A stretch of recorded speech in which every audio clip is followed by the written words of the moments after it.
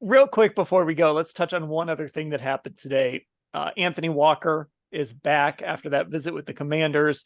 Mary Kay, you had mentioned that maybe he was just making that visit to set the market. So he makes the visit, he comes back, he re-signs with the Browns. Why is this such an important move for them?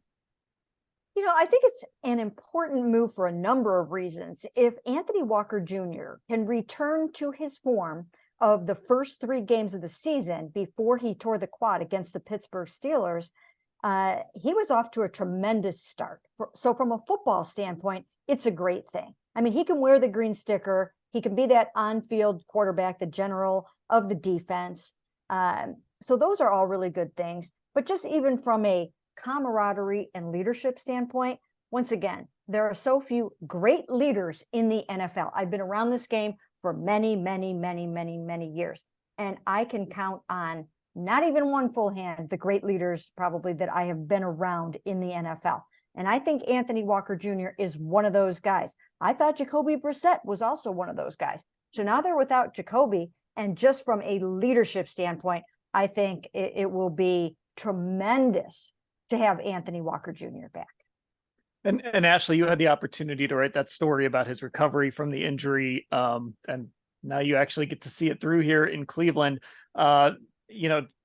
We've talked about kind of what he means to that locker room. We've seen it in action, kind of being back in the locker room. Even as he was injured, he was around after games. He was there during the day. This is a really meaningful guy to bring back.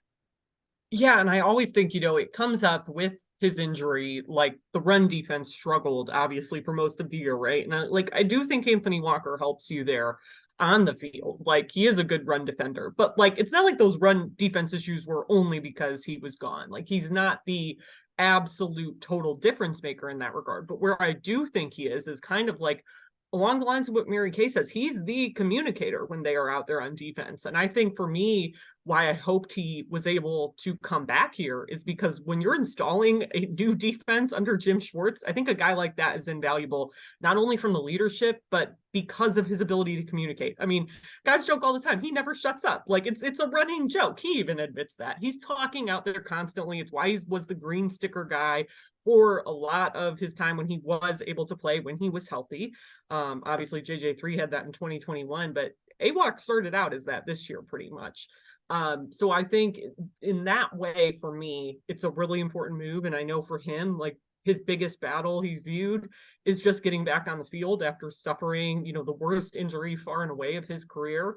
And he was hopeful that he would get a chance to do that in Cleveland, knew it was going to come down to, the market and money and things like that weren't necessarily in his control as a player.